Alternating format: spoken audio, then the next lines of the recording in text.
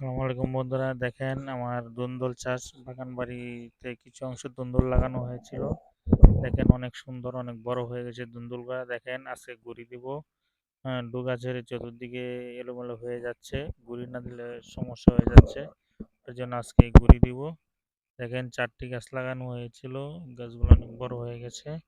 ভিডিওটি দেখতে থাকেন, যদি ভালো লাগে লাইক কমেন্ট শেয়ার ও সাবস্ক্রাইব করে দিবেন।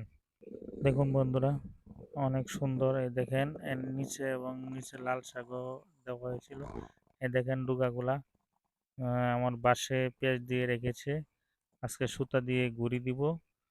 দেখতে থাকেন ভিডিওটি লাস্ট পর্যন্ত, অনেক সুন্দর ভিডিও আরো দেখতে পারবেন। হ্যাঁ, এই দেখেন অনেক সুন্দর দেখা যাচ্ছে গাছগুলা, ফুট ফুট ফুট ফুট করতেছে। ডুগার অবস্থা দেখুন, ভিডিওটা লাস্ট পর্যন্ত। অনেক সুন্দর দৃশ্য, মনোরম পরিবেশের দৃশ্য দেখতে পারবেন। এই দেখুন নিচে কিছু লাল শাক দেওয়া হয়েছিল, লাল শাকগুলো অনেক বড় হয়ে গেছে। এই দেখেন প্রায় 20 থেকে 30 মুঠা লাল শাক হবে।